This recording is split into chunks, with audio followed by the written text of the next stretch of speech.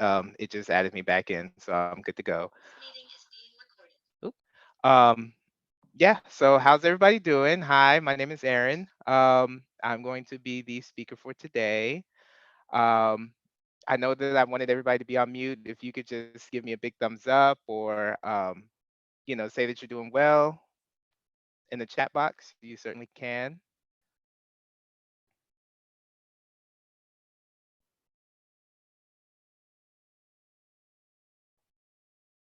Let me check and see.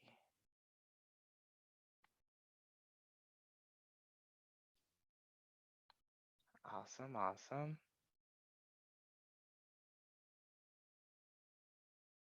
awesome. All right. So can everybody see my screen okay? I just want to double check that before I get started as well. All right, perfect. Perfect, perfect. Miss Carolina, can you uh, be the strong arm on the chat box? I'm gonna lower the screen. I won't be able to see anybody's chats or anything like that. So just let me know if there's a question that comes up or if something gets on the screen. Just let me know, okay? Absolutely, will do. Thank you so much. All right. So first, I'd like to say, welcome, of course. Thank you so much for joining and participating. I really appreciate everybody coming in. Um, thank you. Thank you. I want to also give a big thank you to the Qualified for sponsoring this event. They've been a huge help, Dr. Kinja and Carolina. I hope I'm not butchering that. I see the K, and I'm just like, I don't know. But I really want to thank you guys for giving me this platform and allowing me to, give my experience and my tips, my tricks, my strategies, everything like that to passing this exam. I really appreciate that. All right. Now, just to go over a few like house rules before I begin, this webinar, it may last a little bit more than an hour. I hope that's okay with everybody. Of course, we're already, a little behind schedule. I wanted to wait for as many people as I could. But, unfortunately, I do want to get started. I don't want to keep you guys for too long. Um, so this may last about an hour and a half. Please remain on mute unless you have a question. But if you have a question, Carolina's gonna, uh, let me know through the chat. Just she's gonna hop on, let me know that there's a question. I'm gonna go back and then read off that question and then go through it. Um, Also, if you would like to show your face, you're more than welcome to. You don't have to. I'm not gonna be able to see you, unfortunately. But yeah, if you would like to, you certainly can. You no, you can definitely do that if you would like. Um, yes, I do encourage questions. I encourage questions, but please make sure that they're on topic to what's on the screen. It's going to kind of throw me off a little bit if they're going about something that we might not have discussed, or it might be something that is maybe further along in the presentation. So, just try and keep questions on topic for what's on the screen. And I'll certainly answer them. If not, then you can please hold them off to the end, and we'll circle back, and I can even go back in the presentation. We can go back to a slide. Maybe you missed something. Um, Also, pertaining to that, please let me know if I'm going too fast. I have been told that I can speak a little quickly, so just let me know if I'm going too fast. Carolina will definitely, tell me slow down. We or hold off on the screen if you want to, see that screen a little bit longer. And yeah. So another thing is this webinar is not meant to discuss specific domains, exam questions, or review RHIA material. The RHIA, they have strict, of course, any standardized test has strict rules against discussing the test itself. You can't go through exact questions that are on the exam. You can't go through exact scenarios that are from, well, exact questions from the exam. So I'm going to try and keep it as streamlined as possible and make sure that all the information that I discuss is something that pertains to the exam and relates to the exam. No, this webinar alone will not prepare you for the exam, but it is a great way to guide your studies. Know that I got your back. I want you to understand that anything that I discuss in this webinar, it's going to help you study. It's going to help you prepare. It's going to help you get ready.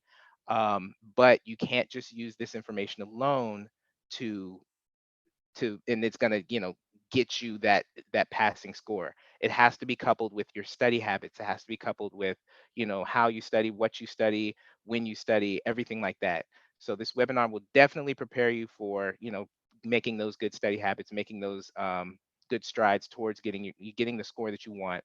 But this webinar alone will not get you that passing score.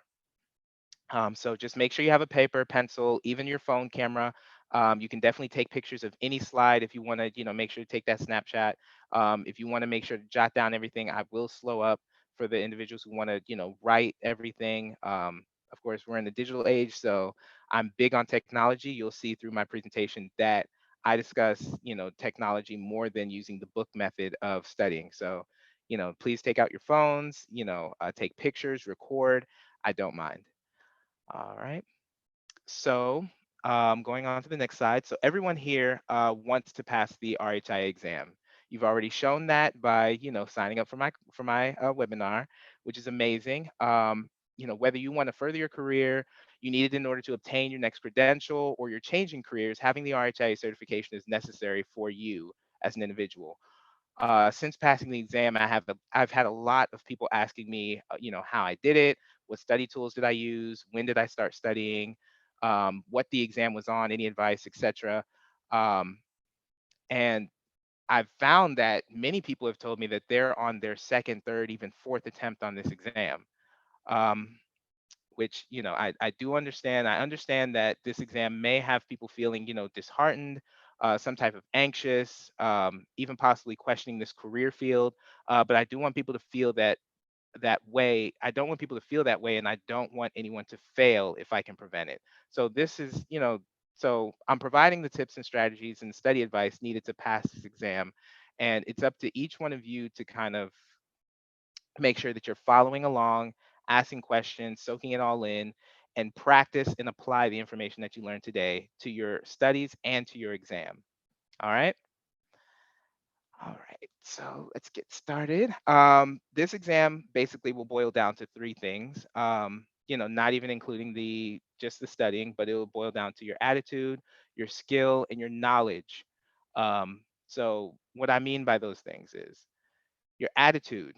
Um, I've said this a lot, and I've actually got this from a coach back in high school when I was playing basketball. Attitude determines approach. Your approach determines your success or failure.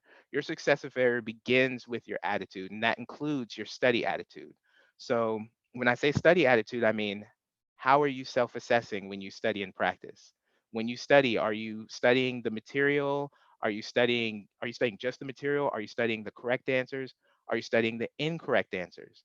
Meaning, when you go through the questions, are you just looking for the right answer and then moving on, or are you looking for why those wrong answers are the wrong answers? Are you taking notes and going back? Are you domain focused studying? That's huge, and I'm actually going to get into that a little bit later. Are you correctly answering more than 90% of your questions when you're studying? So while I was studying, when I was doing my practice tests, I was I was making sure to get 90% or higher. I wasn't being okay with just, oh, okay, I got 80% of these right. I should be good. No, I was trying to get 90%. And actually, for me, I was trying to do 95%. I didn't want to just settle for 90. I wanted to get 95% because I understood from the RHIT back when I took that in 2019 that if you were not able to answer more than 90% of these questions correctly, you weren't going to do very good. This is just from the tips that I got from other people when I was taking the RHIT originally. um, and do your time yourself when you study each time. Are you taking that, a stopwatch, your phone, anything, and putting a timer set for it? Because there is a time limit, if that we all know, that I'm also going to go into later. But we should all know that it's a 4 hour, exam, but there is a time limit for each question based off of that 4 hour time limit for the entire exam. So I'm going to go into that a little bit later as well. We have a couple There's of questions, Aaron. Yeah. They want to Okay. know if you can send the PowerPoint to their emails that they registered with that you are using today. I can certainly try. There is a this is made with PowerPoint 2019. I'm not certain if it's gonna transition well if you don't have that that that platform or that software. So I'll certainly try. I'll certainly send it to everybody if they would like, or whoever would like it. Just let me know. I can just go ahead and send it out to everybody, but just know that it was made with Microsoft 2019. If you don't have Microsoft 2019, it may not transition well. Meaning like I'm doing a Zoom tool. If Mhm. so, it might not do that. So just keep that in mind. Don't get mad at me if it doesn't look as the same. So And are there any other questions, Miss the Carolina? second question is, were you using the ninth edition RHIA online version? No, I actually use the eighth edition. So there's a minor difference between the ninth and the eighth edition. I'm actually going to go through those differences, and I'm going to go through my study material a little bit later. But the ninth edition is, yeah, I mean, you always want to get the newer one. But I was able to go with the eighth edition. That's all the questions right now in the chat. Thank you, Erin. Awesome, thank you.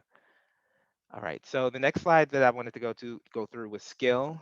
Skill pertains to your test taking strategies. Anytime that you take an exam, meaning like if even without the RHIA, RHIT, anytime you take an exam, you want to have a plethora of test taking strategies that help you answer all the questions. Meaning even the easy ones can sometimes prove to be difficult because as you all may know, you want to you're second guessing yourself. In certain situations, you're second guessing yourself, you're going back to that question, you're changing your answer.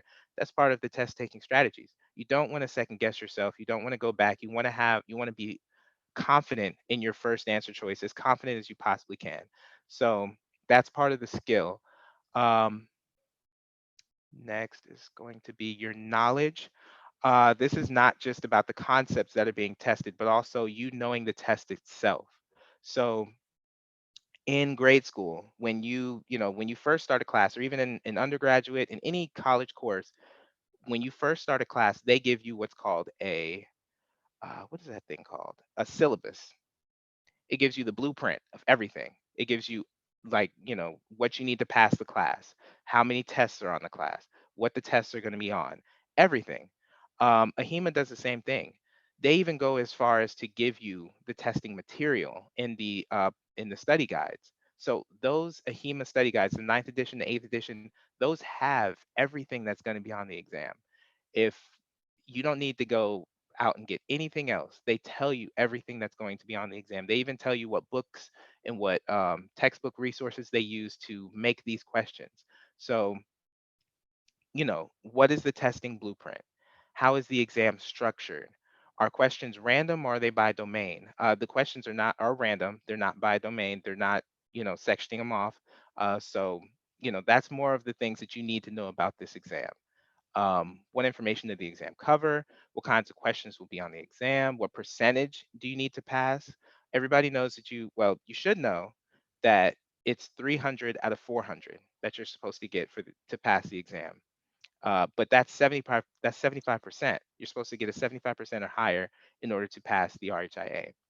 So how many correct answers are necessary to pass? Based off of knowing that you have to score 75% or get a 300 out of 400, how many questions is that?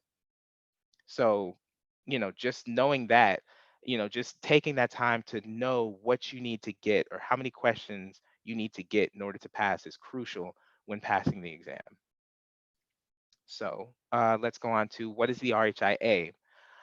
So, the RHIA, as this is just going back for individuals who may not have learned this information or taken the time to go back and look at this information, but the RHIA is a timed 4-hour exam if you take no breaks. I go over that a little bit later. You do not have breaks in this exam. Um, if you need to blow your nose, if you need to do anything, they take that away from your time.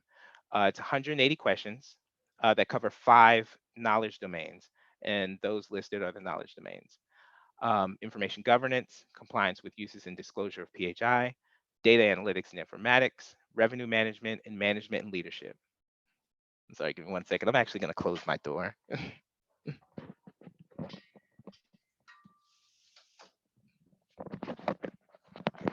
Sorry about that. Okay. All right. So, what you may not know about the RHIA is of the 180 questions, 20 of them are trial questions that don't count towards your final score. Those questions are being tested. Um, we don't know what those questions are. We can't guess what those questions are, but there are 20 questions that are essentially just gimmies because they don't count towards your final score. Um, but you still want to look at every question because we don't know what questions are test questions. You still want to look at every question as they could be potentially scored. So, in order to pass, like I said, 300 out of 400, that means you have to get 140 out of the 180 questions right, which means you can only miss 40 questions total. The questions for this exam cover three different cognitive levels. A lot of people don't know this, but they cover recall, which is identifying terms, facts, and procedures. You'll see those types of questions as like, um, what does PHI mean? And or what does PHI stand for? That would not be on the exam, by the way, but that's just an example. It's asking you to recall that term or that abbreviation or essentially recall that information. The next is application, which is applying concepts and principles to actual scenarios. A lot of people have trouble with this type of question because when you're going through the concepts and when you're going through the principles on the study questions, they're not you that's how a HEMA kind of focuses their questions is they apply what you learned through that study guide into an actual scenario. So everybody's just studying the term as opposed to using the term in an actual scenario. So that's where I see a lot of people having much of their issues is application. Analysis, which is the last one, which is those are the graphing questions. How are you utilizing the information that's on the screen and analyzing it? um, excuse me, and analyzing it. So, all right. So during the exam, there are no breaks. Like I said, question must be answered before you can go to the next question. Which that's important as well because you can sit on a question for however long you want to, but that eats away at your time. So it's best to keep moving. It's best to try and figure out the best answer, and that's where the study tips come in because you want to answer that question the best you can. You don't just want to put an answer there and then skip it, then come back to it because you're not certain if there may be it's not certain or guaranteed that you can go back to that question. And for the 4 hours provided, you will roughly have a minute and 33 seconds to answer each question. Yeah, you'll roughly have a minute and 33 seconds to answer each question.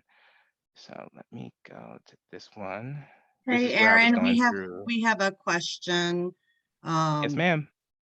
the question is, did you feel like you had sufficient time to take the exam, or did you feel rushed? I I felt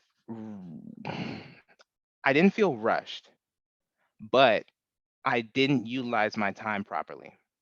um, I sat on questions, and that's why I mentioned earlier when I said, you can sit on a question for a long period of time, and it eats away at your time because you can't skip to the next question until you answer that question. So if you don't have any study tips of, for answering a question that you may not know, you're not going to be able to go through it. So I'm sorry. Can you? Yeah. So let me finish answering. So you're not going to be able to go through it. So when you how do I want to word this? When you get stuck on that question, and if you get to the end and you have no time, you can't go back on your old answers. You can't push forward.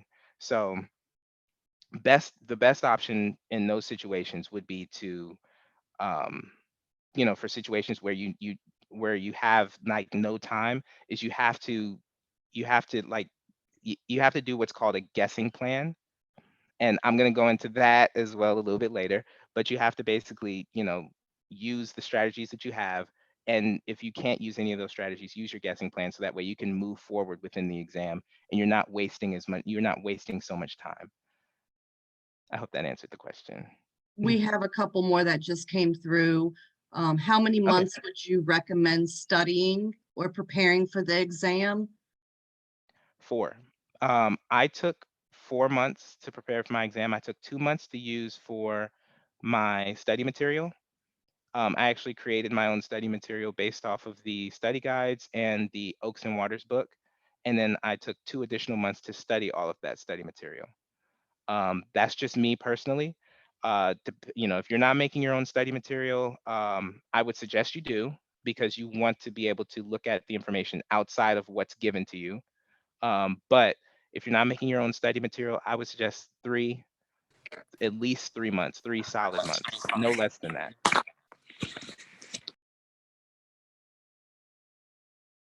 That's it for now. Thank you. Okay, awesome. Give me 1 second. I'm sorry, I'm gonna put close my door one more time. Sorry, give me 1 second.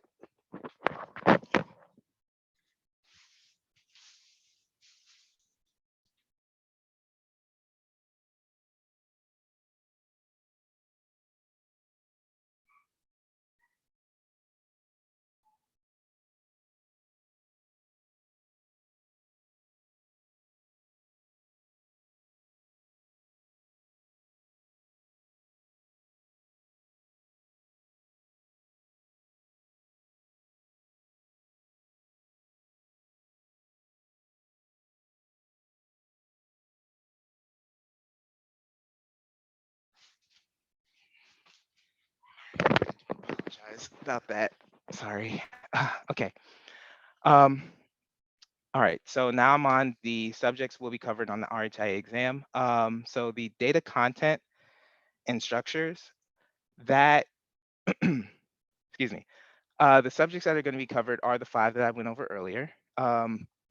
So whew, sorry, the domain one is going to be 19%, which ranges between about 33 and 40 questions on the exam.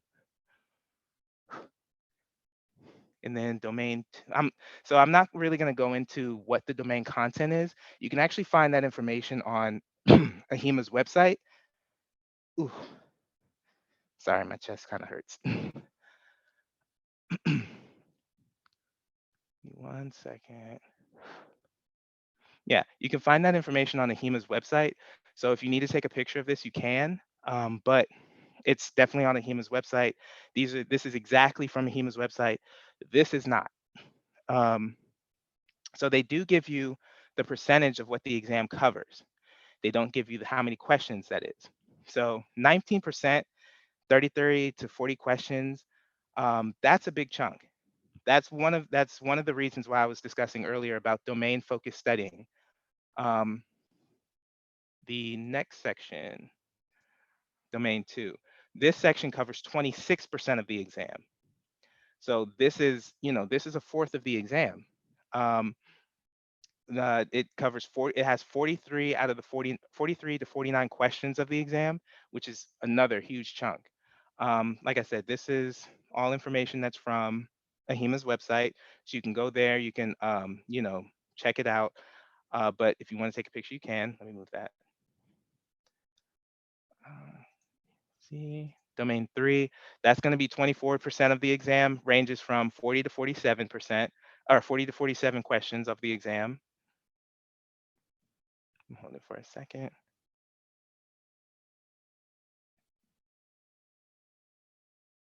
All right. Domain four, this is covers 16% of the exam and ranges between 22 to 29 questions of the exam.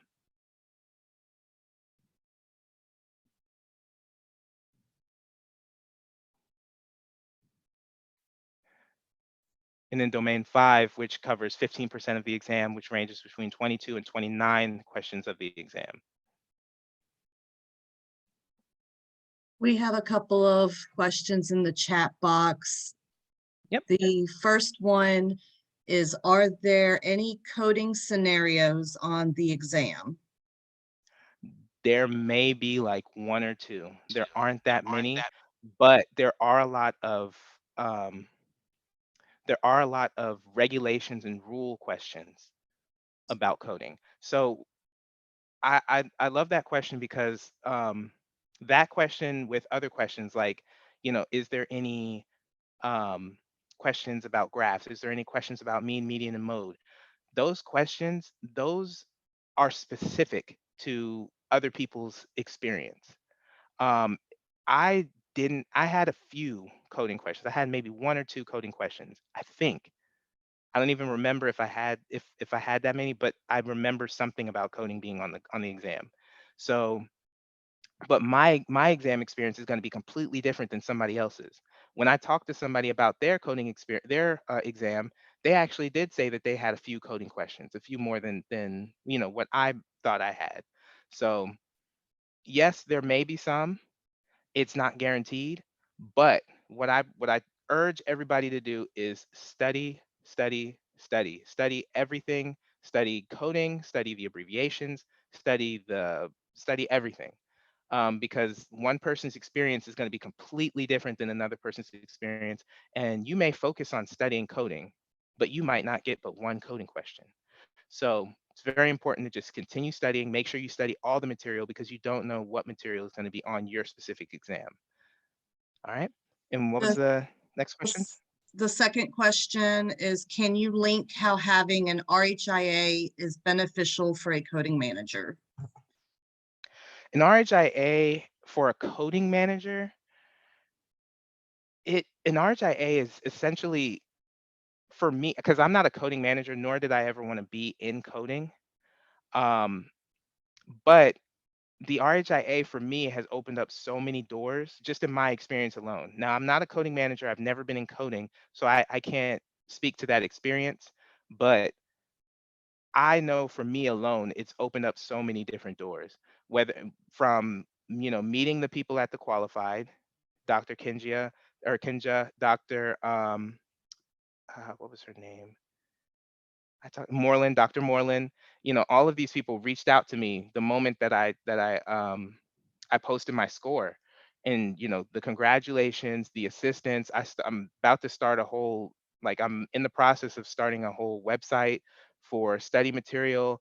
I'm in the process of starting my own business. Like all of these things happened the moment I got my RHIA. So if you're a coding manager and you plan on, if you want to stay a coding manager, that's amazing. That's great. But with the RHIA, it's a boost to your name almost. It's a boost to your revenue, your net worth and so to speak, you know? So yeah. And we just had one more pop up. Are Mhm. there a lot of calculation questions? Yes and no. So I'm actually gonna go through a question. I believe. Let me see. I think I go through a question on here that discusses that. So what's going to happen is they don't just give you a calculation question. They give you a question that you need to use calculation on to answer a scenario question. So it's not asking for a specific number, or some of them aren't. Some of them are asking for specific numbers. Some of them aren't, and they're asking you um, here's one. The following information was extracted from community hospital's balance sheet.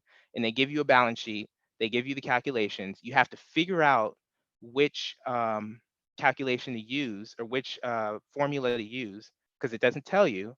Then you have to, answer from, it'll say like something like not concerned with the total assets or the total balance or somewhat concerned with the total balance. So it's not just asking you for the answer to that formula or to that equation.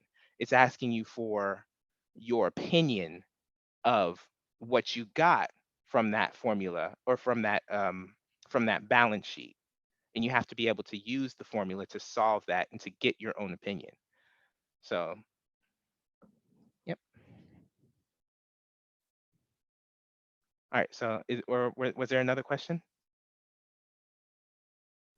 No, that's it for now. Thank you. Awesome. All right. So, on to my exam tips. Um, I always tell people to start studying as far in advance as possible. Like I said, I took 4 months to study for my exam. So don't wait, don't hesitate, don't procrastinate. I didn't even know that rhyme. That's awesome. Get started studying today. Find different ways to study or to motivate yourself to get started studying. Clean up your study space. Create your own reward system. If if you're big on like eating out or big on doing adventures, say I'm going to study this week, and if I study all week, I can go to Andretti's or something, something like that. Search for your study spots.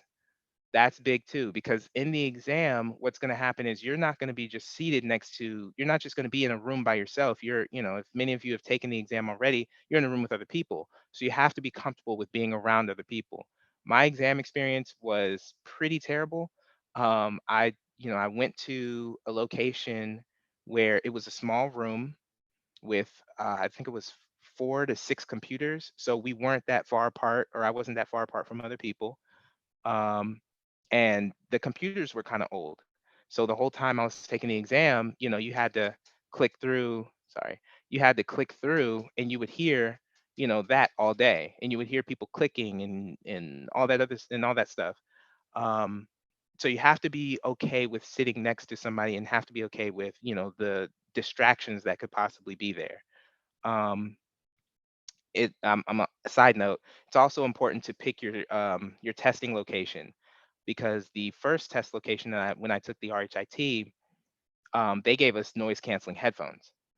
So it was easier, and they not only gave us noise canceling headphones, we were in kind of like a cubicle, so you can kind of drown out the people that were beside you, and you didn't have to listen. You could cancel out everything else. This location, complete opposite. You could hear everything. It was like an echo. It was a small room. It was yeah, it was pretty bad. So also another thing, I want to make sure I say this: deactivate all of your social medias. If you feel like you need social media, set a timer for it. Um, Hopefully everybody has a smartphone. If you have a smartphone, there is a way that you can deactivate your timer. There is a way that you can set timers for your social media and your phone usage that does not allow you to use, social media or anything like that. If you're not big on social media, that's great. If you're big on texting or anything like that, there's another, the moon symbol on your phone. Do not disturb. Put your phone on do not disturb for a little while.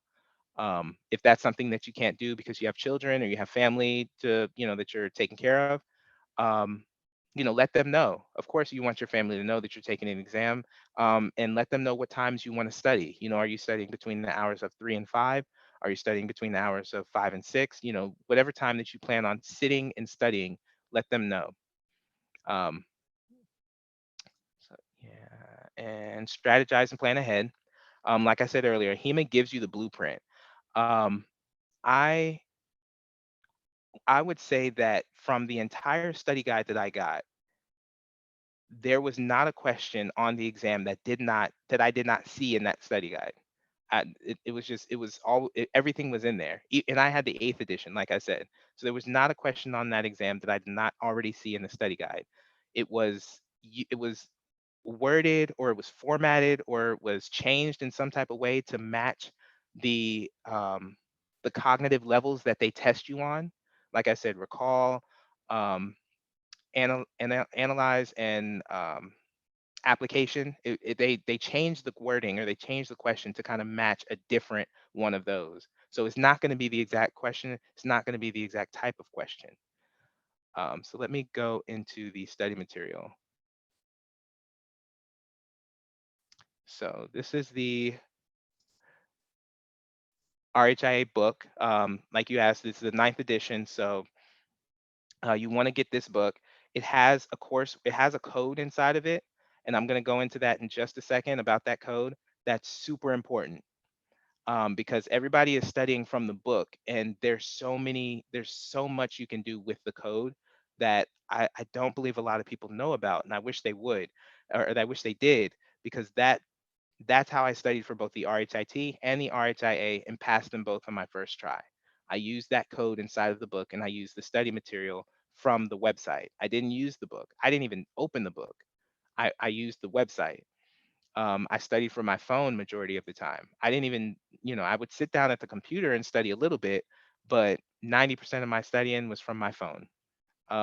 So that's huge on that end. Another site is this one. This is the HIM course book. This is, or yeah, the HIM Oaks and Waters book, that I mentioned earlier. And this is the newest edition, so you definitely want to get this one. This one also has an e-textbook. I would say I read through this to get the concepts from the AHIMA, RHIA AHIMA book, but I opened it just a little bit just to understand certain concepts that I might have missed when I was doing the studying from the other book. I did use this, however, to get all of the terminology out of. I just went to the glossary. I and I literally typed out every term that was in this book, and that's one of my Quizlets is taking all of the terms from here and putting it in Quizlet and studying all of those terms, because you will get the information from the terms based off of you will get the concepts and regulations and procedures, abbreviations, everything like that from the glossary in here. So that's important too. Um, this ahimapress.org right here, that is how I pass the exam. This is what the page looks like. You want to go here. This is where that code is going to come from this RHIA book, from this book. You're going to put, there's a code in that book that you put right here. You hit go, it signs you in. I'm already signed in. And then these are my study materials. So this is from the RHIT that I took a little while ago. I had the 7th edition when I was in school, and then they gave me the 8th edition for free because during my time in school, we were in between that October range when when they switched up the materials. So they ended up giving us the 8th edition for free. But they didn't do that here. So, but I was fine with the 8th edition on this one. So let's just go in here real quick. Once you go into the site, you see the exam simulations, you see student ancillaries. That really isn't anything that you need to worry about. What you really need to use is this, the exam simulation. So it's everything that's in the book. Everything that's in the book is in here, but you can't do the same things that's in the book that you can do on the website. They have what's known as a test mode. I'm going to go to that in a second, and then they have a practice mode.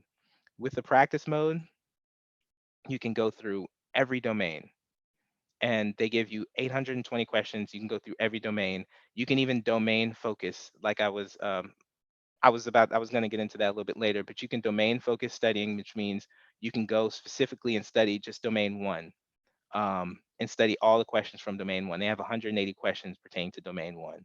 Um, and then, they have 205 for domain two, and then 197. I know people study from the book, and you can't really domain focus study from the book. So you want to be able to focus on specific domains, because domains 4 and 5, there is that's roughly what, 31% of your exam. 69% of your exam comes from domains 1 through 3. So you need a 75% to pass the exam. 69% of that comes from these 3 domains. So you definitely want to do good on these domains. If you get 100% on these 3 domains and get 50 on these, you still pass. So you want to definitely do really good on these domains. Um, you still want to focus on these domains. Don't get me wrong, you still want to focus and do some studying, but the majority of your studying should be done here. Everybody wants to study all the material all at once and give each domain an equal amount of time. But unfortunately, that's not the type of exam that you're taking.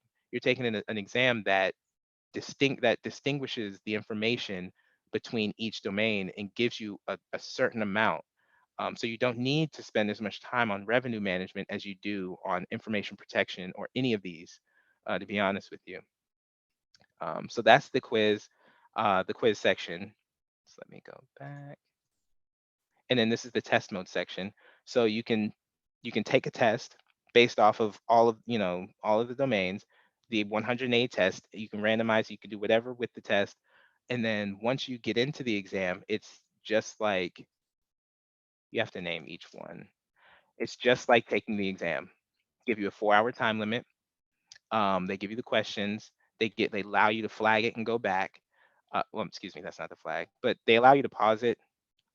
Try your best not to use the pause menu, only because the exam doesn't allow you to pause it. I understand life happens, but just try not to use this button. They give you a calculator just like on the exam. this is where you stop and grade, and then this is where you flag. So you want to go back to your answers and look at your old answers when you're done with the exam, because once you flag something, it shows on here. So you can just scroll through, go back to a question that you were unsure of, make sure that you know it if you have some time left. But that's a game changer, because you want to take some practice tests to get comfortable with having a time limit and having, a certain amount of time for each question. You want to be able to practice that. And yes, let me see. So yeah, so that's the website. Definitely use it. Definitely, I like I said, this is all I used. This and Quizlet is all that I used. Um, and you can access this from your phone. The only difficult part about accessing this from your phone is you can't hold your phone straight up and down. It has to be kind of to the side. So you have to do, your phone has to be in a landscape mode, so that way you can see the entire question and you can see all the answers. But that's literally about it. And that might even change because a lot of people have bigger phones. So yeah. So let's go back. So yeah, so you just need this material. That's all that I use. That's all that I believe that you need. If you want other sources, you definitely can. I did try Mometrics for the RHIT. Didn't help. Their stuff was actually outdated. So Mometrics and other companies, they don't give you the blueprint like AHEMA does, because the test comes straight from AHEMA. It comes straight from AHEMA. So you want to use AHEMA's resources as opposed to using anyone else's, because AHEMA created the test. So let's go to study tactics. So studying means nothing if you don't retain the material. Um, if you're just sitting down and you're studying the paper and you can't retain the material, if you're not using retaining methods to learn the material, then you're not. Once you get to test time, it's just all you're gonna go blank. So there are multiple types of learners. Um, and I don't want to go into too much detail, because it does, take some time. But there are many different types of learners. There's auditory learners, reading and writing learners, kinesthetic learners, visual learners, things like that. You have to know what type of learner you are, so you know how best to study for you. Um, for me, I'm a kinesthetic learner. I'm also a reading and writing. So making flashcards, um, reading the material, that stuff worked for me. But I also used auditory methods. I also used visual methods. This is important because you don't just want to focus on one type of learning when you're taking the exam, because it's better to retain the material if you're using multiple types of learning avenues or learning methods. So, you know, read your textbooks, create your own flashcards, listen to YouTube videos. There aren't that many, unfortunately, but there are some. So definitely listen to YouTube videos. Um, try different methods of learning. Even I did this for the RHIT. I spoke and read out loud all the terms and then listened to it. I would just do dishes or do laundry or something, and I'd be listening to myself go through the terminology. It was really annoying because I don't really like the sound of my own voice, but I did go through all of the terminology just listening to it through my headphones. So that's important. Definitely have some different study tactics.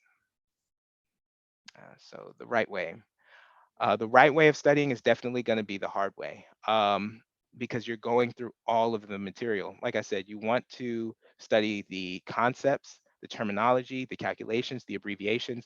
No matter what somebody tells you is on the test, I don't care if somebody took the test, one time, 100 times, however many times, their experience is completely different each time. Their test is going to be completely different each time. They're not going to see the same material that they saw the first time, even if it's their fifth time. So you want to make sure that you're studying all of the concepts, all of the terminology, all of the calculations, all of the abbreviations until you fully understand them, and fully understand the concepts to them. Because once it gets to test time, even if something goes blank in your mind, you still understand or still know the broad concepts of a lot of these things. Um, Another important thing, like I said earlier, was to domain focused studying. That's crucial for this exam because, like I said, you're not going to need to study domains 4 and 5 as much as you need to study 1, 2, and 3. And I put in, big letters. This does not mean do not study those other domains. It just means spend more time focused on the domains that hold the chunk of the exam. All right, and practice tests. And So, like I said, mhm. we have a question about studying. The question is, have you seen professional certification videos beneficial when you're looking at those videos on YouTube? I have. I wish I remembered the name of the guy who did it. Um, I can't remember. There was one, and he went through each domain, and I think it's like an hour-long video. He went through each domain. It was tough watching his video. It was definitely beneficial, but it was tough because it it was just like I think it was like a speaker issue on my end. I was using the headphone. I was using the headphones that have kind of the string, so they might be old. I might be, I might need to get a new set of headphones. But it was just the sound wasn't too great, and it might have been my headphones. It might have been the video. I can't even tell you because I tried to use it on my computer and still had the same quality. So that was and I still was able to understand them, but that was kind of the issue when it came to watching his videos. But there are great videos out there, hour-long domain-focused videos that you can watch. Um, so they were beneficial. But like I said, if that's not the way that you study, you're not going to want to make that your your go-to. If it is, and you can't find any good videos, make your own videos. Like I said, I took 4 months to study, and I took 2 months to create my own study material. So you want to make your own videos based off of all of the information and not just some of the information.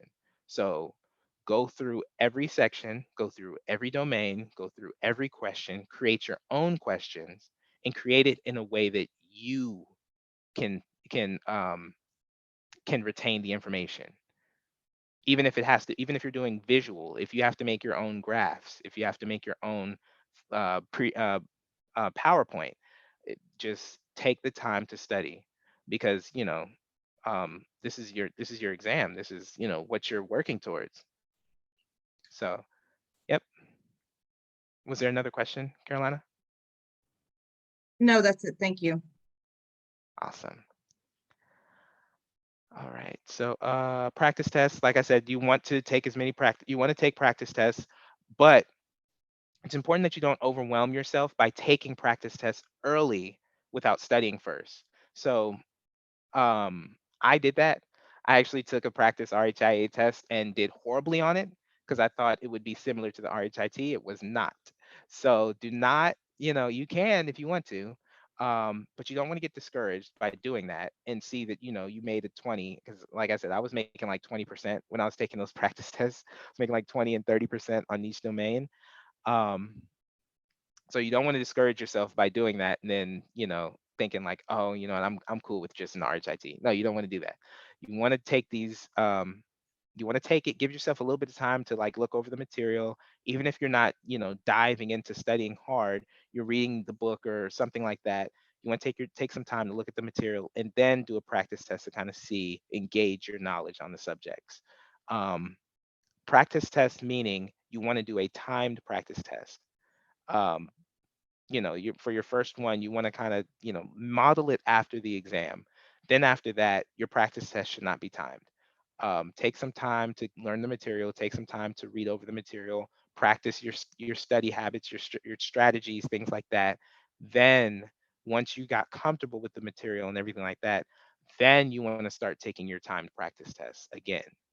Um, so that way you can start, you know, uh, getting used to that 4 hour time limit that you have. Uh, there's a quote that I go into later on in here, but practice how you play. When I was in high school, I played basketball throughout high school and I played a little bit in college.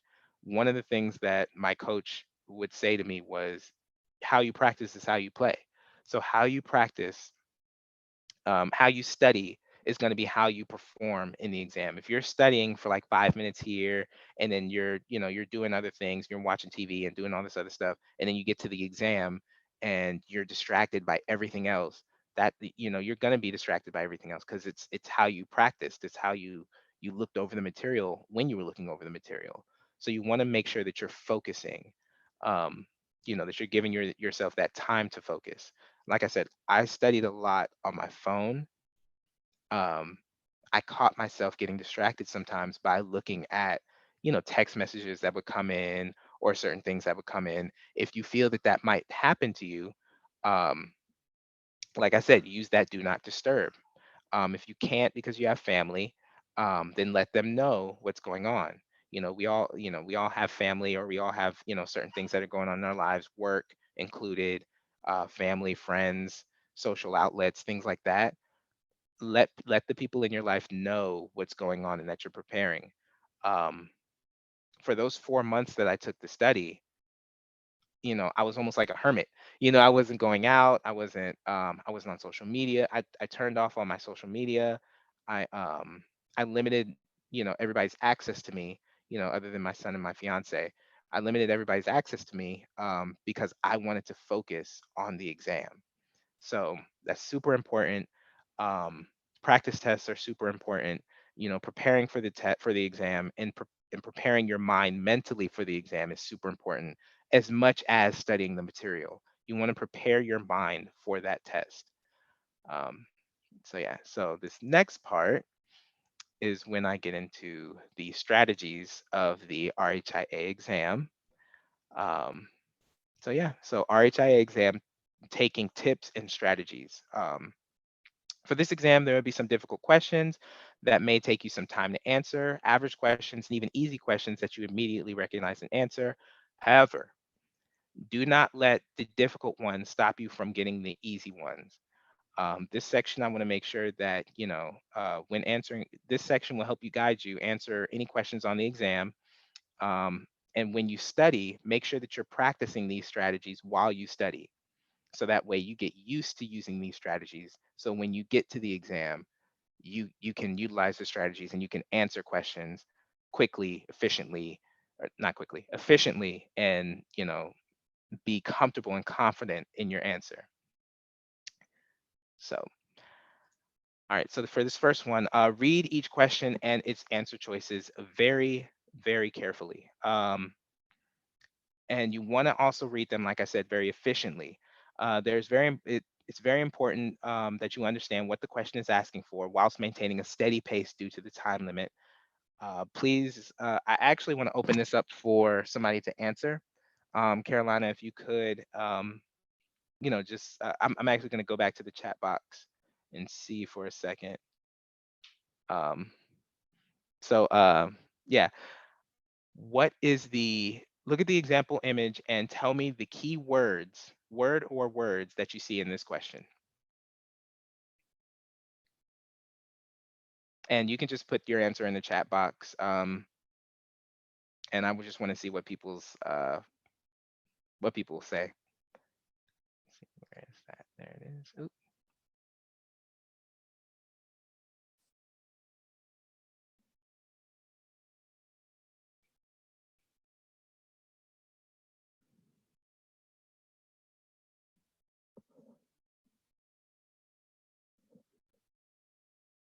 okay.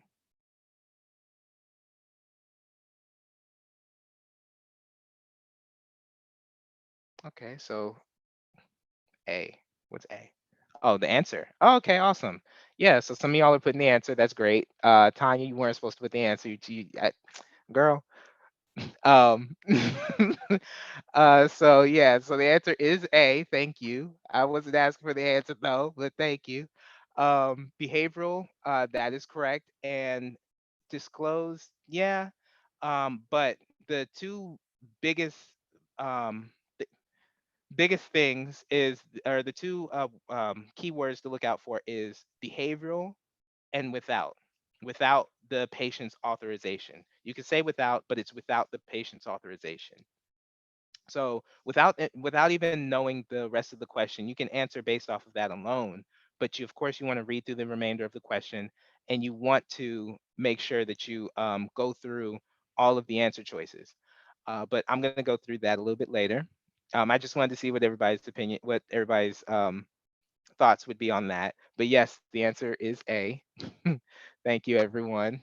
Thank you, Tanya. Um, so let me go through this one. Okay. So it's important to look out for specific words, hedge words. HEMA does use that a lot. For my exam, I had a lot of hedge words. I had words like sometimes, often, likely, almost, rarely, or definitive words like exactly or always. These are important words to look out for, especially, you guys pointed out, without. That's a huge hedge word to look out for. Or switchback. That's a huge hedge word to look out for. Or yeah, basically a huge word to look out for, because without that, you could miss the question. You can completely miss the question. So switchback words. Nevertheless, on the other hand, even though these are not used too often, but there have been, I did see this on the exam, but they're not used too often. So, but just recognize them when they are. Um, you also want to look out for context clues. If there's a term that you're unfamiliar with, look through the rest of the question for some indication as to what that term might mean. Um, Even if you can't determine the meaning, you may be able to narrow down the answer choices to better support your guessing plan. And like I said, I'm going to go through the guessing plan a little bit later, but that's very important to have a guessing plan. But I'm going to go through that a little bit later. The next question I want to go through is, or the next step is to avoid the fact trap. Um, some of the answer choices provided for a question are factually correct. They're factually correct, but they do not provide the correct answer to the question that is being asked. You must read through the entire question and be sure to choose the best option that answers what the question is asking. Um, I always tell people to predict the answer before you even read the answer choices. This is the first step in, in going through answering a question. You want to predict the answer before you even read the answer choices. If you already know the material, and if you've studied, and if you've gone through all the material, and you can answer the question without even looking at the answer choices, you're golden. Then you won't get, you won't you can avoid the fact traps. You can avoid the questions that, or the answers that look like the right answer, because you already know what the right answer looks like. So with something like this, what is the principal function of health records? All of these answers could be correct. Determine appropriate resource allocation. That is a function of the health record, but is it the principal function? No. Serve as the repository of clinical documentation relevant to the care of individual patients. That looks correct. I should have asked you guys what this one was.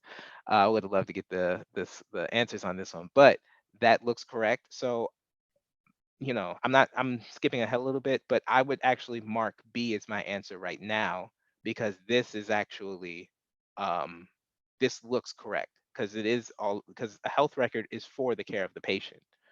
I know that.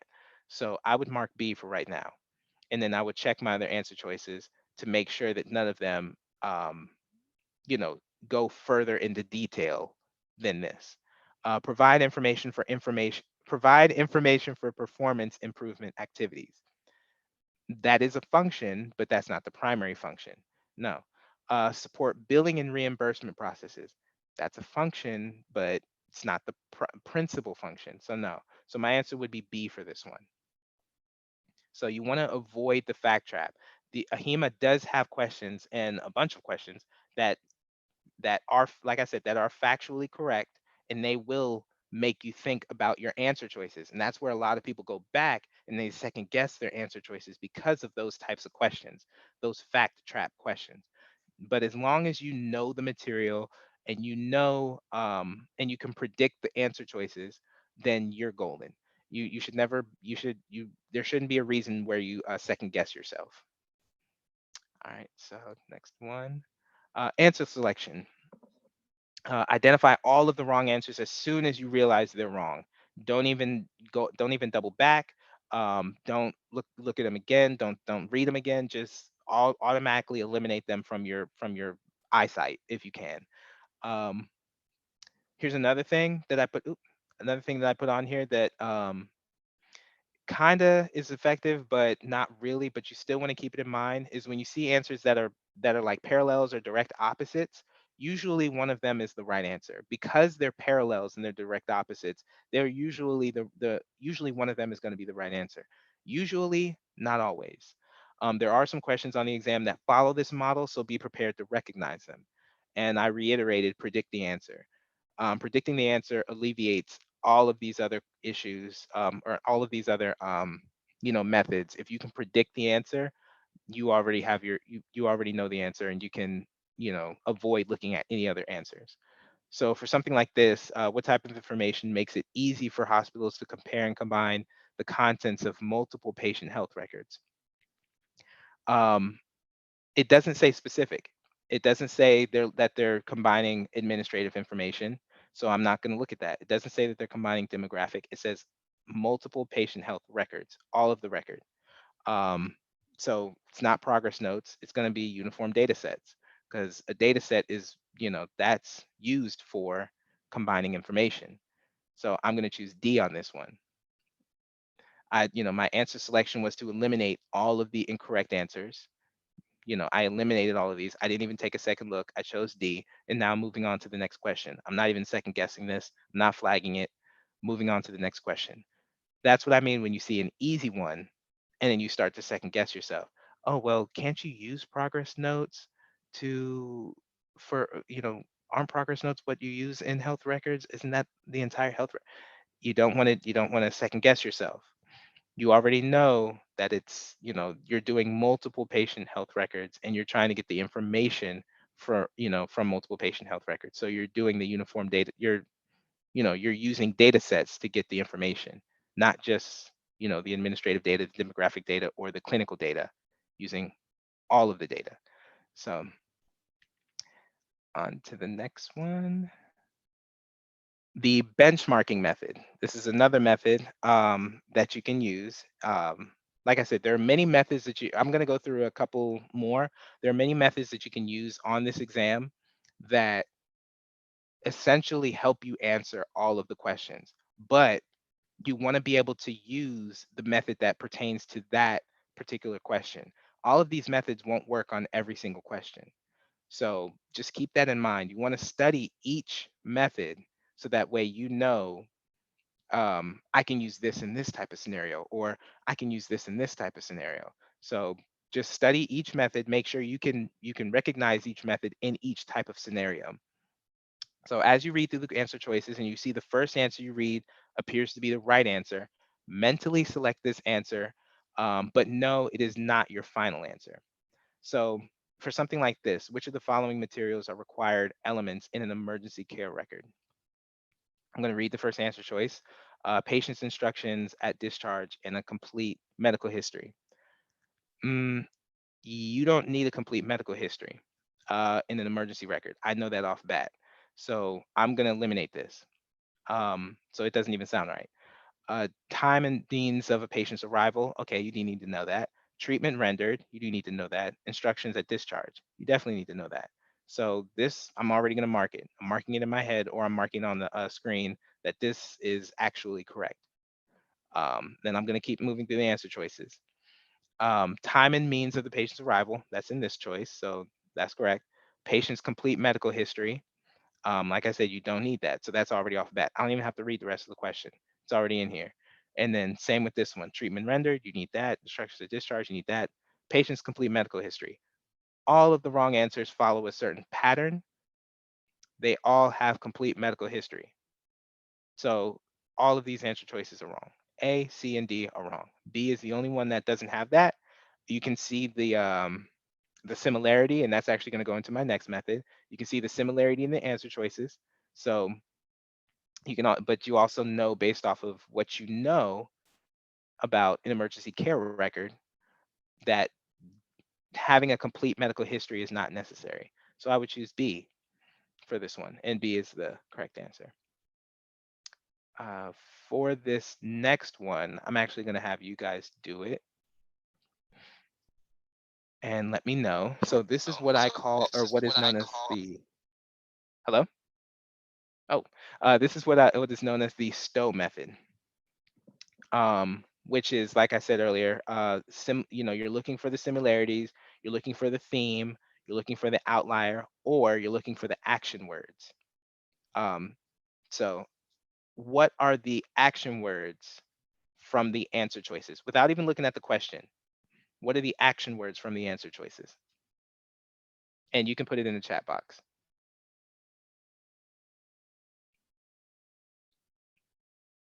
And I'm actually going to go back to the chat. Oops, sorry. Back to the chat box.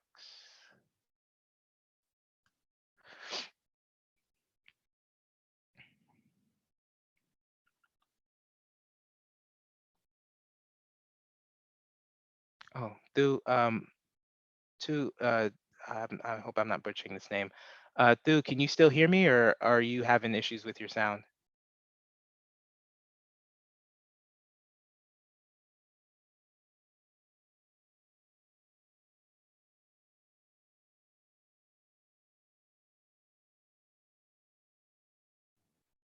I sent her a direct message. I didn't see a response. Gotcha. Okay.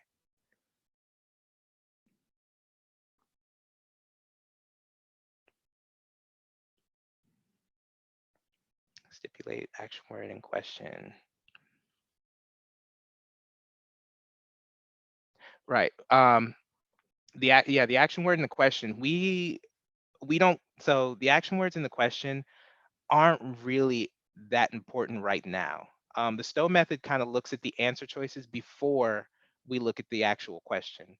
But you can still read the actual question first. You still can, but um, you want to look at the answer, the action words from the questions, rather than what's in the answer. What's in the I'm not from the question. What's in the answer choices from the action word? What's in the question? What's important about the questions is like the keywords. Um, but yeah, I'm gonna go through that in a second. Brianna, you're on the right track though.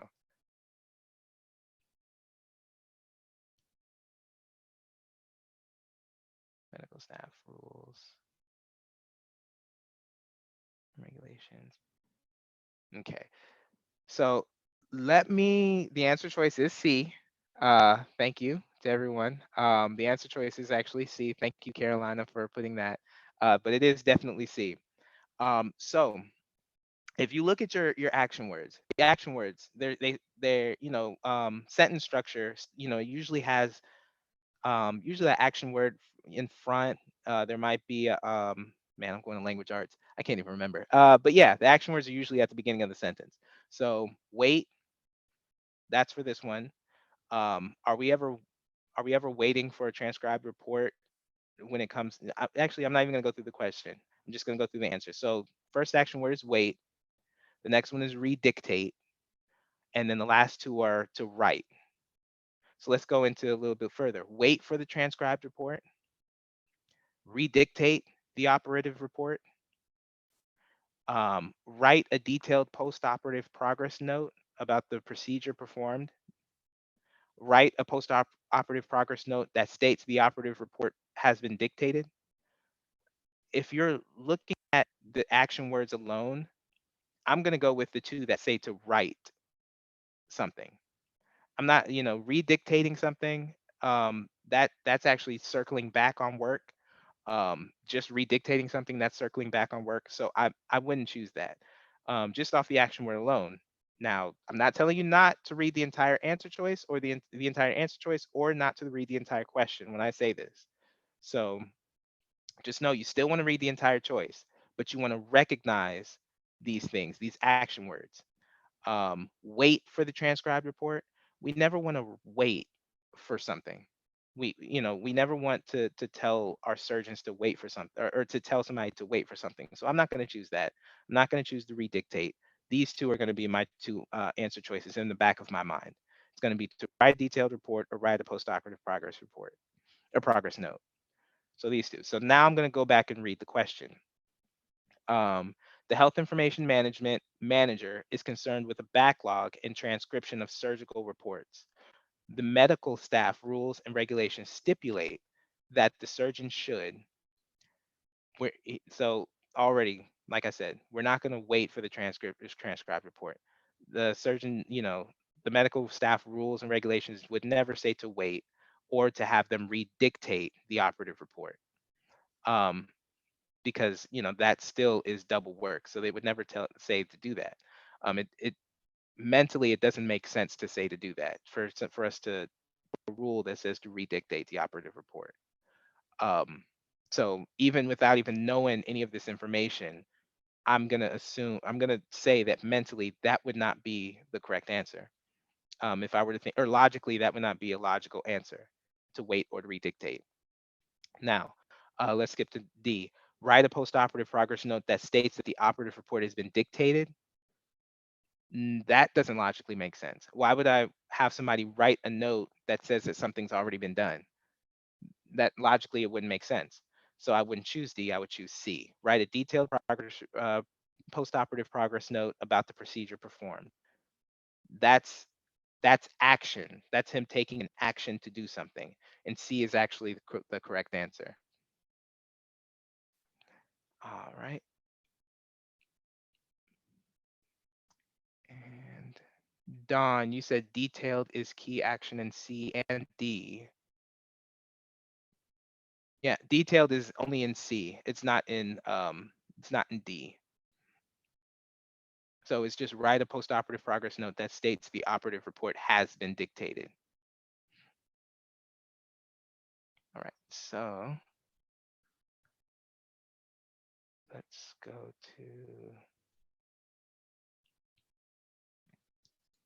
the next one. So your guessing plan.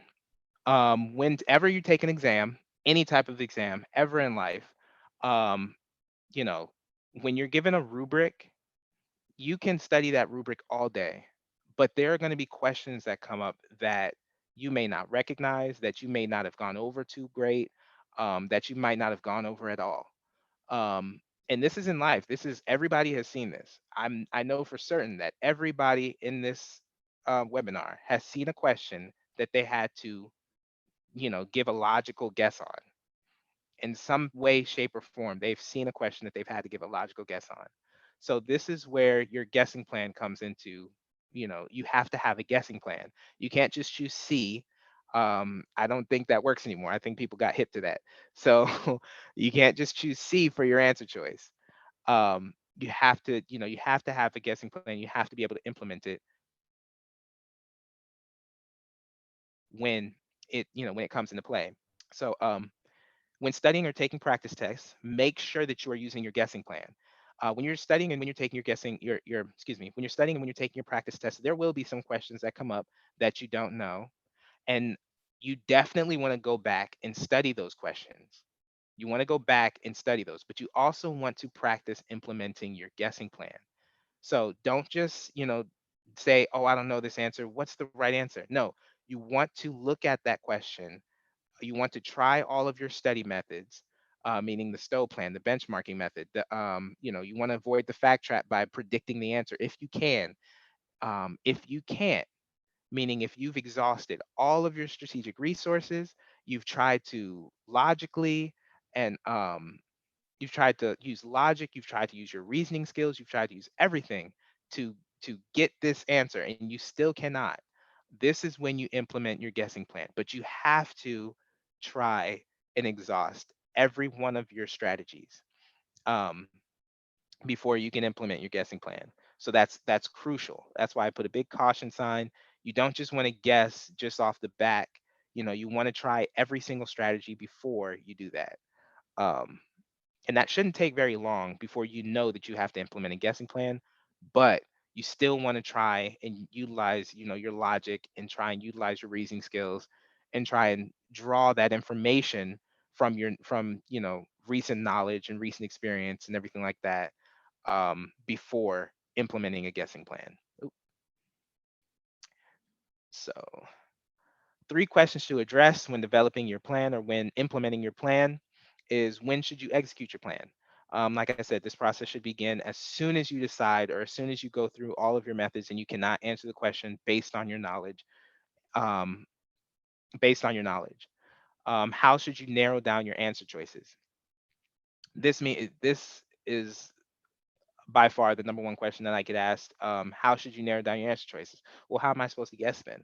Um, Try and make sense of the question logically, ethically, factually. Try and make sense of the question and try and make sense of the answer choices. If none of those answer choices logically, ethically, factually make sense and they're written poorly, they're most likely not going to be your answer choice.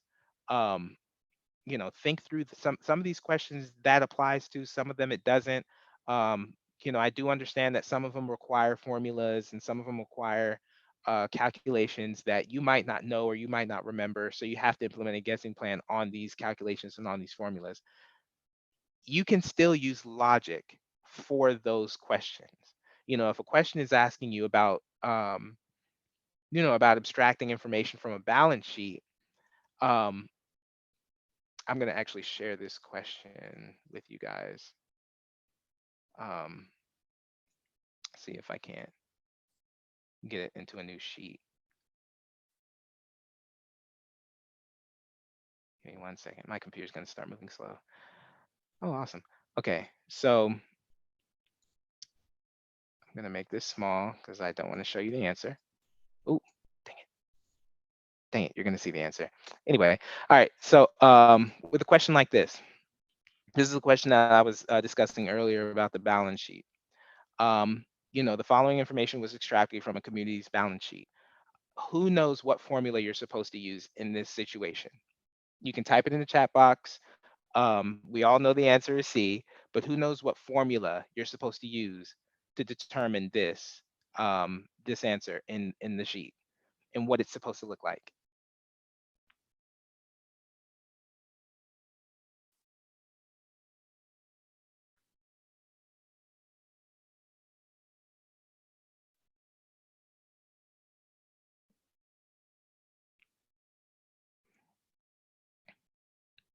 I'm gonna give it another minute. No cheating, by the way.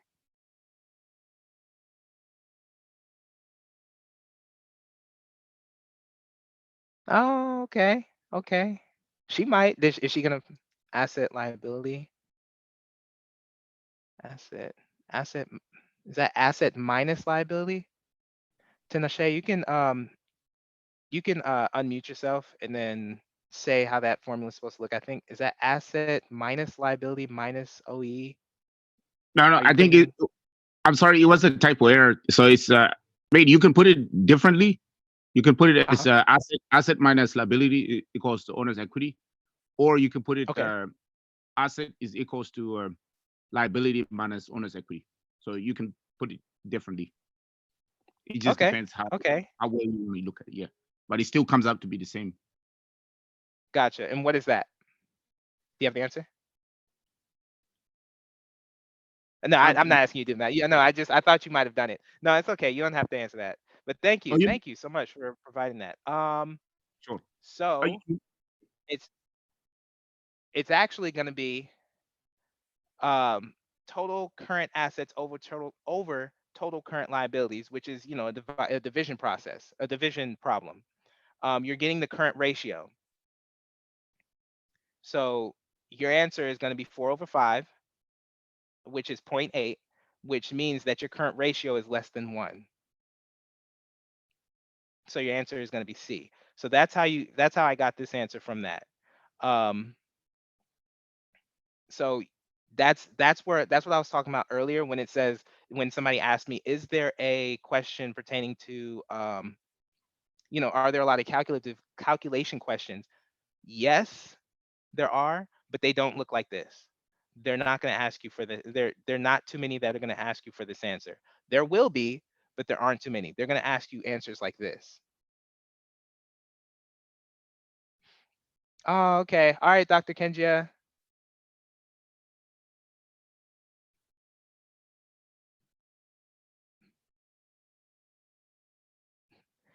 Thank you, thank you. I'm actually almost done. Yeah, I'm actually almost done. I probably have like 5 more minutes left. But yeah, so um, that's how the questions are going to look. They're not just going to be an answer choice with numbers. It's going to be something like this. So yeah. So I believe actually that I am done. Um, Words to remember. Like I said, attitude determines approach. Your approach determines your success or failure. How you come into this exam, especially how you study, how you approach the different questions, how you prepare, how, what you do as far as study material, everything like that. That's going to determine um, your approach, and that approach is going to determine your success or your failure in this exam. Practice how you play. How you study is going to be how you take the exam. If you study 5 minutes here, 5 minutes there, you have too much going on that you can't sit down and study, or you can't look at your phone to study, then you're not really going to, I can't guarantee or can't say that you're going to do very well. Won't say that you do poorly. I would never wish that on anybody, but I can't guarantee that you'll do very well on this exam, because this exam is very information based. So you have to be able to look over the information. You have to be able to apply that information to different cognitive settings.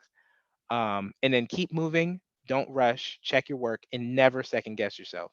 If you're studying the material like you're supposed to be studying the material, and you're focusing on the material, oops, yeah, you're focusing on the material, and your domain focused studying, and you're going through all the information, then you should do perfectly fine. You should never second guess yourself if you are focusing on this material and if you're studying this material correctly.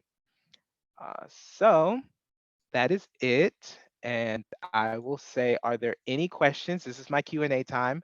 So are there any questions that I did not answer during this exam, or excuse me, during this presentation, that you would guys would like to see answered? I don't Yes, have any, oh, I have one in the chat box. yes, And then I Mr. have a raised hand. So I'll go with the raised hand first. So go ahead, Tanashi, with your question, and then Gosh. I'll go to the chat box. Sure. Okay. Hello, hi, Judith. First, Amir, I want to say thank you for all these tips that you give us. So I see very helpful. But my question Yeah, is, yeah. my question is, was like studying the question that they provide, the 820 questions. How similar Mhm. are those questions to the actual exam? They are, but they're not. So what's going to happen is you're going to see a question um, that says something like, um, what is the definition of PHI? You're going to see that on the study guide, right? The exam is going to ask you, how would somebody use PHI to determine such and such blah blah. You know what I mean? They're going to switch that question up, but they're going to use what you know about PHI to create a different question. Does that make sense? So it's very similar. And like I said, all the information that's in the study guide is on the exam. There was, like I said, there was nothing new on the exam, nothing new. But it's where it's switched into a different cognitive question, a different cognitive, uh, just a different type of question. I'm sorry, Lord Lourdes, you can't hear?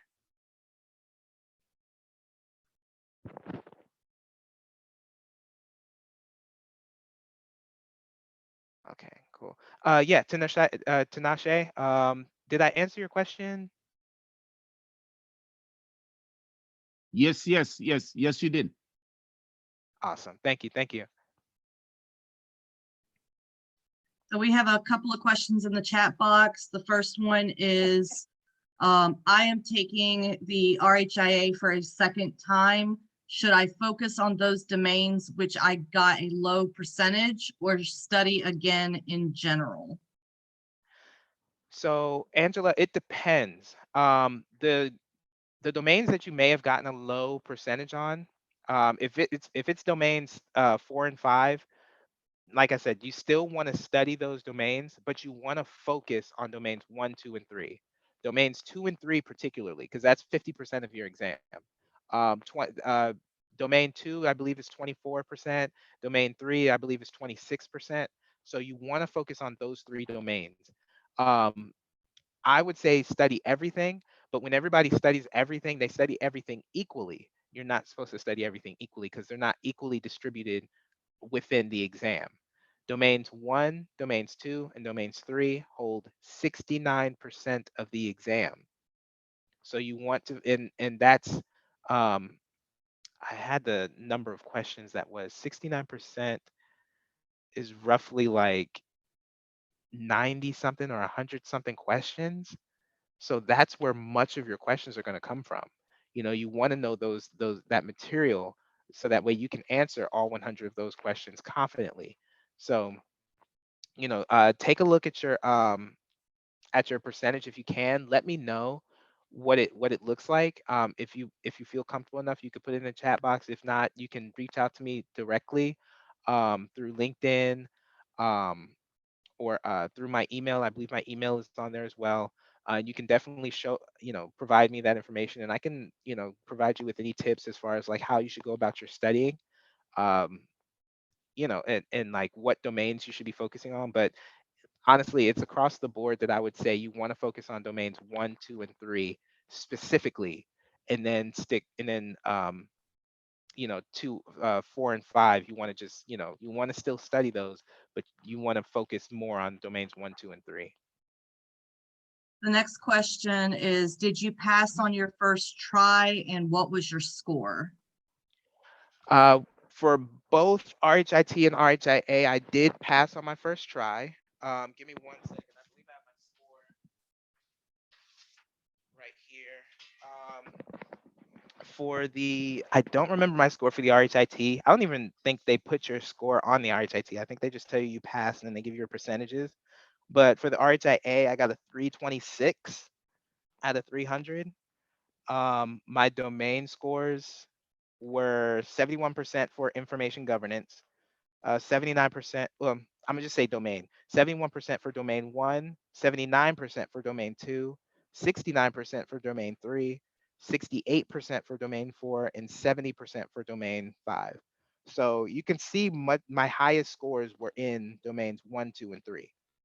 Um, my lowest score was in domain 4, which was 68%, and my second lowest score was domain 5, 70%. But domains 1, 2, and 3 were my highest scoring ones, and domain 2 was 79%. I focused my studies on domains 1, 2, and 3. So you definitely want to do that. Two more questions. When I was studying for the RHIT, I spent a lot of time cramming definitions and meanings of abbreviations. It seemed to pay off well. Would you recommend something similar for the RHIA? Not exclusively. The RHIA focuses on concepts and it focuses on utilizing information in scenarios. So knowing the definitions definitely helps. Knowing the abbreviations definitely helps. But your questions aren't going to be asking you what the definition of something is, like the RHIT was. The RHIT was a lot of asking, what does this mean, or asking coding questions. That's what I remember from my RHIT experience. Um, and the another thing is, from my experience for the RHIA, I didn't have that many abbreviations. I had a few, not that many that I could say focusing on abbreviations was important, but I did study abbreviations and I went through all of them a lot. I think I even made a whole Quizlet with just abbreviations, just the abbreviations that were in the Oaks and Waters book. And then two more questions. When studying from the HIM concept principles and practice, are we just memorizing the meaning and definitions? So when studying from the HIM concepts book, I studied the definitions and I studied the terminology. That's all I kind of used it for. I like I said, I did go back and I did, if I was confused on a concept, I would go into that book and kind of look that concept up and kind of like, read about it and get an idea of it and then formulate it into my own opinion. So you want to use that book as kind of like for definitions and for terminology, and you also want to use it as a guide for when you're using your AHEMA study prep book. So, or as a as a go-to if you're using your AHEMA study prep book. So you don't just want to use the AHEMA study prep book, even though it gives you, I didn't even go into that. The AHEMA study prep book and the online version gives you a breakdown of that question, but it doesn't give you a breakdown of the wrong answers and why those answers are wrong. And that's what's important when you're studying. You want to know why the answer is right, but you want to know why an answer is wrong as well. So it helps you to avoid the incorrect answers when you take your exam. Because, like I said, there are fact traps on the RHIA. There weren't that many on the RHIT. There are a lot on the RHIA. So, knowing the correct answer, knowing the incorrect answers is definitely a game changer when you're taking this exam. And the HIM book helps in determining, it helps you understand those concepts and those everything, so that way you avoid those things. Do you mind if I jump in here and share a little bit about the qualified so that people know who we are since Yeah, yeah, of we're hosting course. this? Do you mind unsharing your screen and I'll share mine? Yeah. Let me All right. So this my name might is did I share it? Carolina, and I'm with the qualified team. We were hosting Aaron and his um, test tips and study practice methods for the RHIA exam. And you can visit our website. It's the-qualified.com. And if you can see my screen, you will see that I have the website up. Make sure you put the dash in it. Otherwise, the website will not come up. But we are organization that focuses on becoming qualified, which is our exam prep series. And it consists of one-on-one coaching, webinars, tutoring, and online courses to help HIM professionals earn those certifications, such as your RHIT, RHIA, CCA, CCS, CDI, and many, many more. We also have our Focus and Stay Qualified, which is helping our audience become qualified, stay qualified by offering CEUs for your continuing education, and Higher Qualified, which we advertise HIM positions and we help employers find the best candidate for their positions by referring from the pool of qualified candidates that we have.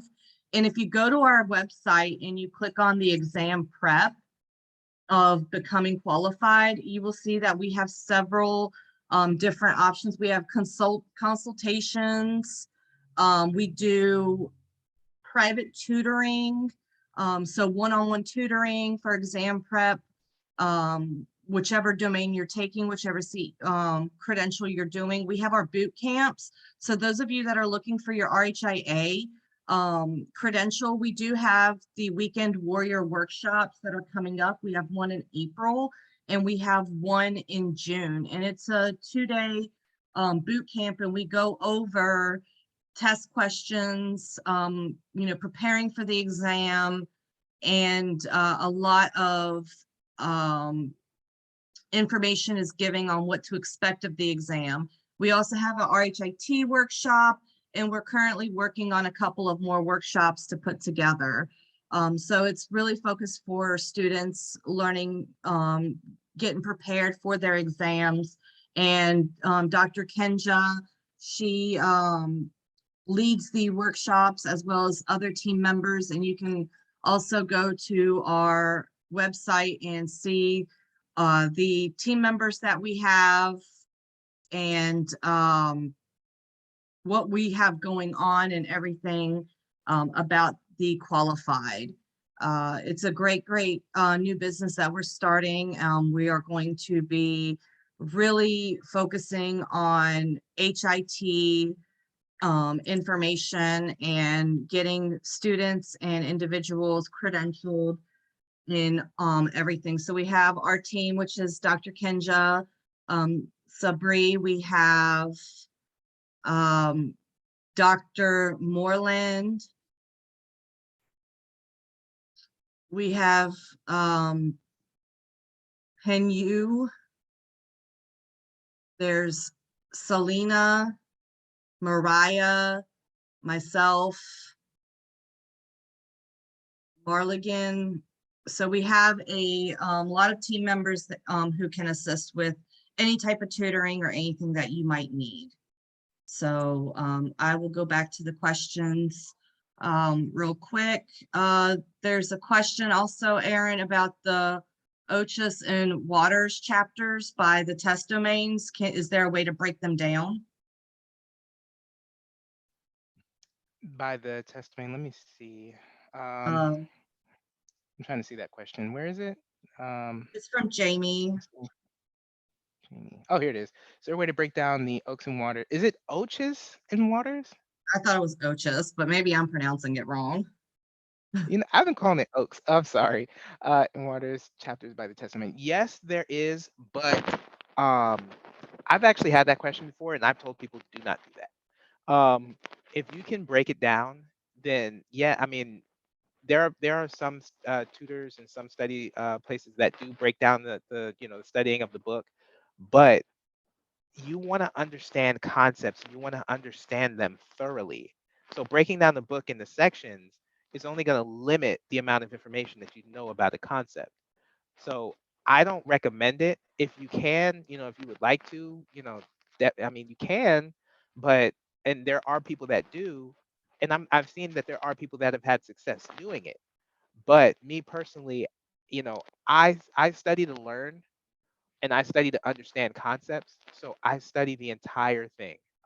Meaning like I try if there's a concept that I saw in that AHEMA book, and it was in chapter one, and chapter one is not something that was said to be um, part of one of the test domains. I'm still going to go to chapter one and I'm still going to learn study that concept, even though somebody didn't tell me that it was part of this particular domain. You know what I mean?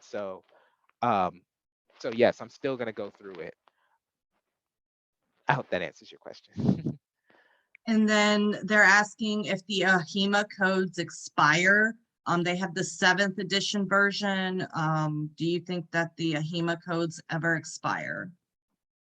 If you're referring to the RHIA, no, your code is specific to you, so they won't expire. If it does say that it's online, um, meaning like if it is for the online AHEMA Press code, then it won't expire. If it does expire, I've actually heard that people called AHEMA and were able to um, get it updated. So you have that for life. You purchased the book, so you have it for life. Um, so you definitely want to use that resource.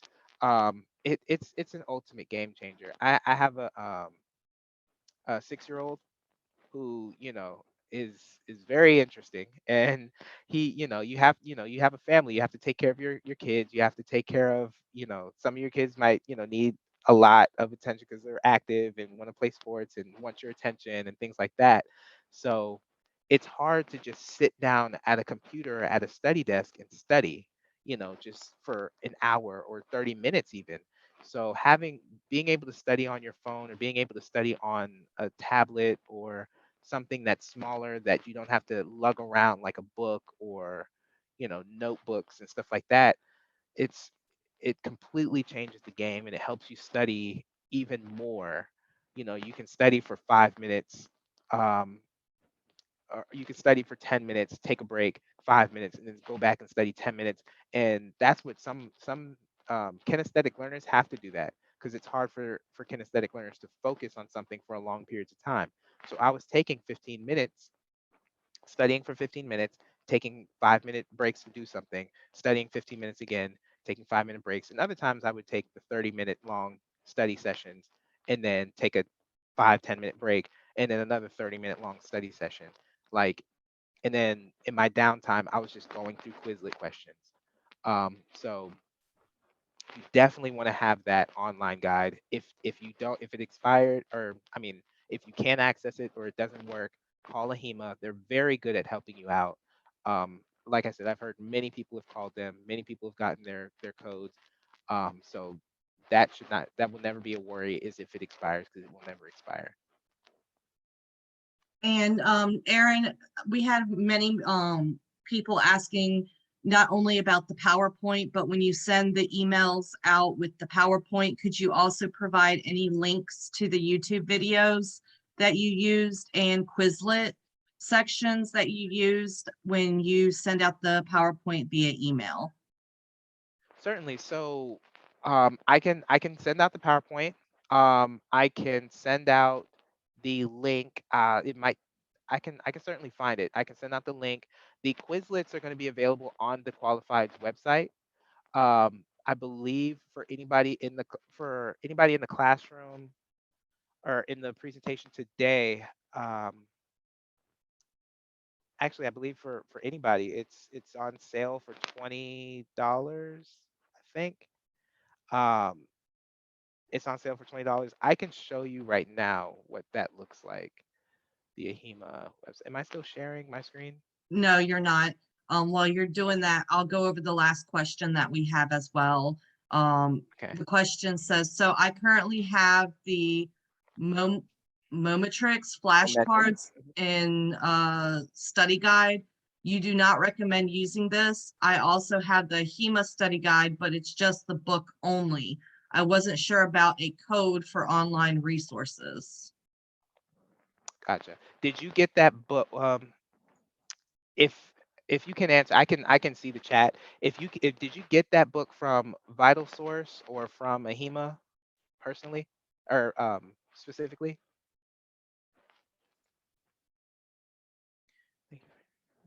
Oh, you're welcome, Fabiana. Oh, Natasha, did you try calling AHIMA? I think you can either call them or you can email them, but try calling them and emailing them and letting them know that I'm guessing it might be too late. You did repurchase it, but um, mine never expired. And then like I said, they even gave me a free eighth edition. So and that's just from me calling them and or letting them know. I think I went to their website too. And I mean, I'm also an AHIMA member. I don't know if you are or not, but I'm also an AHIMA member.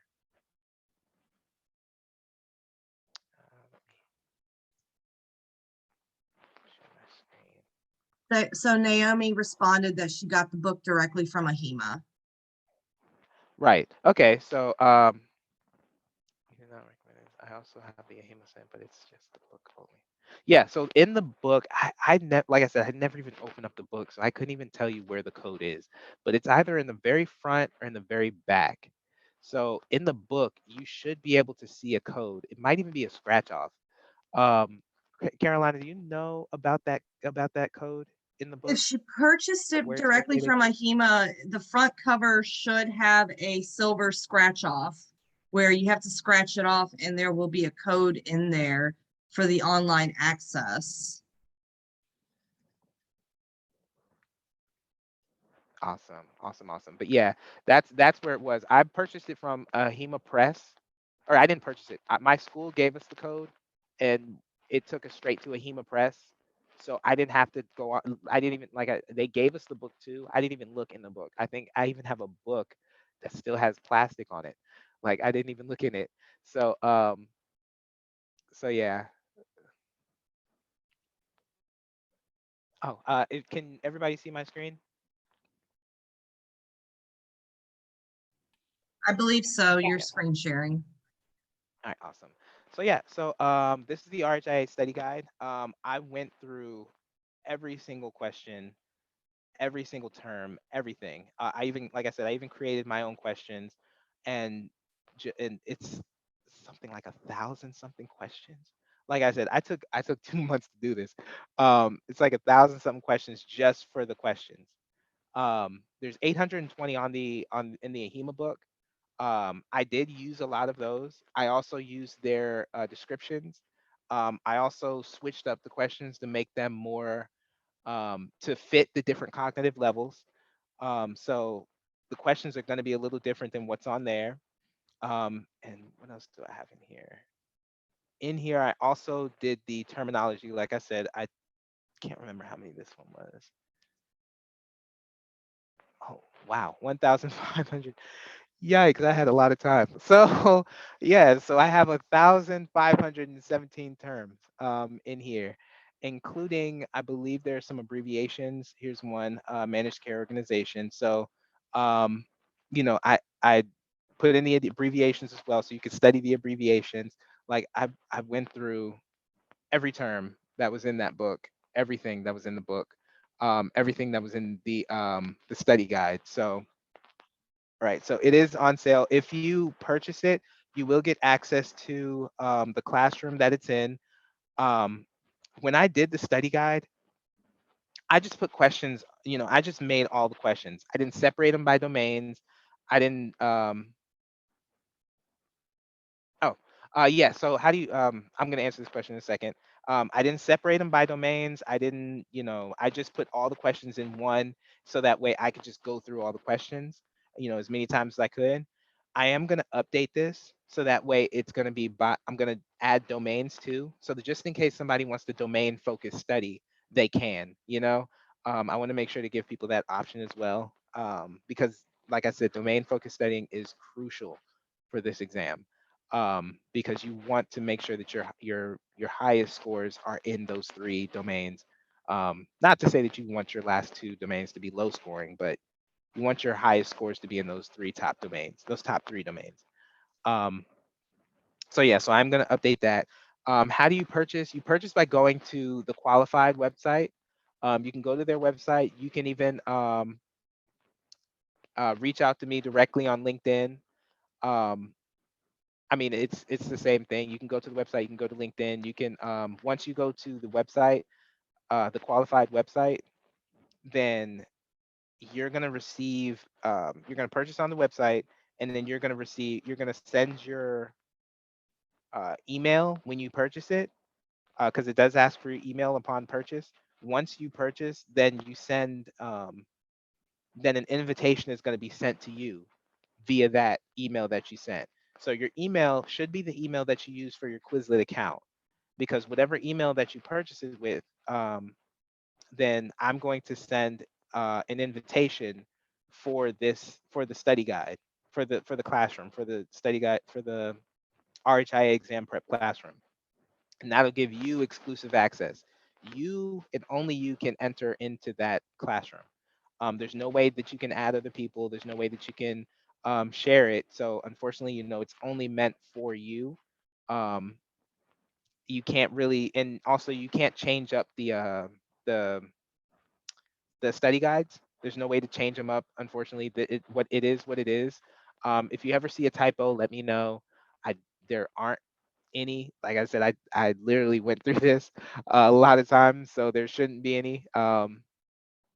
But um, like I said, I am going to be making more flashcards to go into this. So just, but yeah, that would be the best way, is to go onto the Qualified's website. Could you? Oh, thank you. You did. Oh, see, you're thinking ahead. So, Carolina put in the email or the address, the web address for the for the Qualified, which is I believe that's /qualified.com. You just go there, and I believe it's under digital flashcards. Yes, the-qualified.com. Right. And these particular flashcards are under digital dash cards, and I believe they're only $20 right now. So yep, definitely take advantage of that. I believe it's gonna be on sale for a little longer, and then it's gonna push to like 30 or something. I can't remember. Um, so yeah, and if you are also another cool thing is, if you're taking any courses with the qualified, I believe you get an additional discount on that. Is that is that what it is? That's the deal that I had with Kinja. Is they would get, I believe it's either an additional 20% off. I believe so. I would have to confirm with Yeah. her, but I believe it is, yes. Awesome, awesome, awesome. So yeah, were there any other questions? I couldn't see. I don't see any other than the digital flashcards on the website, which I'm looking up exactly where it's at. Um, on the website, but I believe, oh, she found it. Never mind. It is under the digital flashcards. And I think that's it, Aaron. We're at 5 o'clock right now, 5 p.m.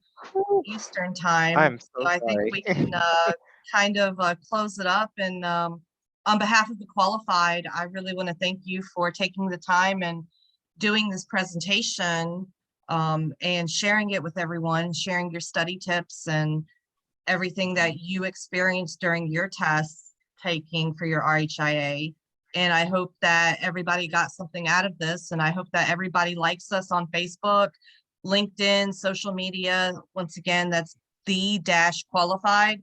We're always posting new events. We also are going to be putting out some free CEU content. So be sure to Oh, check out our social media pages and give us a like and give us a follow. And I will give it back to awesome. you, Aaron. Awesome. And I would like to, reiterate, thank you so much for attending. Thank you. Natasha, I do see your question. It will be within 24 hours. So once you send that payment, you will receive your invitation to the Quizlet classroom, and it will be within 24 hours that you have access. So yeah, but yeah, I would like to thank everybody for joining and participating. Thank you so much. I hope this is very informative. Like I said, I hope you take all the information that I gave and utilize it. This exam, it's very tough. I've heard people, having to take this exam multiple times. And, if you know how to study and what to study, then and what to expect on the exam and how to go about answering the questions on the exam, you're golden. So just thank you so much for joining.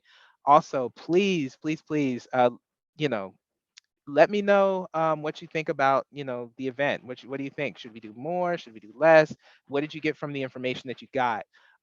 You reach out to me on LinkedIn. Um, if you enjoyed what I did, please, acknowledge me on LinkedIn. Just let them know, oh, that was amazing. He gave good information, whatever it may be.